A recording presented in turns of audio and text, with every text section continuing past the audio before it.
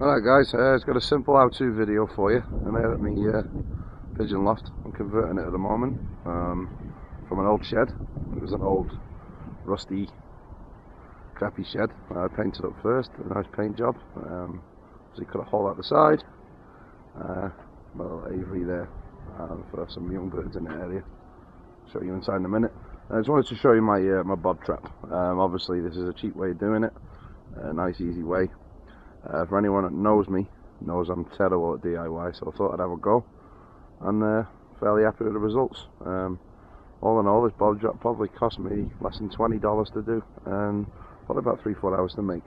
So we started off with a white wall on the side of the shed, got a sheetrock saw, drilled 4 holes to make a rectangle, and cut out an area. So cut that out, got myself a $4 piece of wood from Home Depot, which I painted as my landing board. Got a couple of brackets, they were like $1.50 each. I put my landing board on there, so when the birds land, it could probably hold about 10 birds at a time, pretty sturdy. And there's the entrance. Let's go and show you what's going on inside. Okay, still under construction, so there's a lot of crap everywhere. As we go in.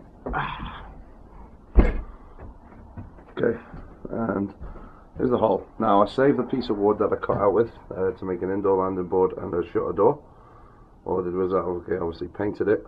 I did put a piece of wood on the front here because the screws of the hinges were sticking out a little bit, protect the pigeon's feet. Put just an extra piece of wood there, just a little step. I'm sure it's not going to bother them too much.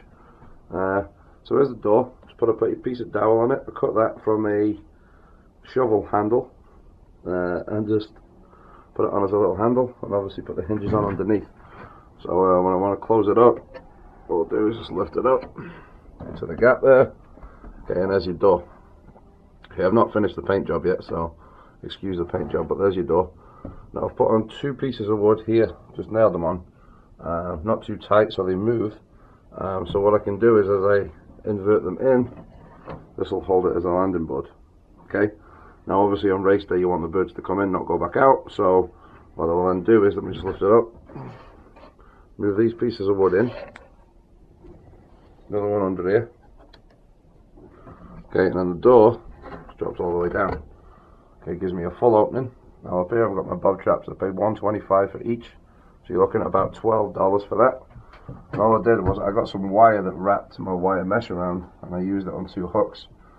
And right now it's just holding them all up, so if I unravel this off here, it takes about 5 seconds, drop it down, put it back over here so it's out of the way, and I've got my bob traps down so the birds can come in and out as they please. But once again through the trap, can't get back out. Okay, now if I ever wanted to let the birds out free flying, probably not too wise around here with all the hawks, but if I ever did, what I'd do was I'd just get the wire off again, put it behind the bobs,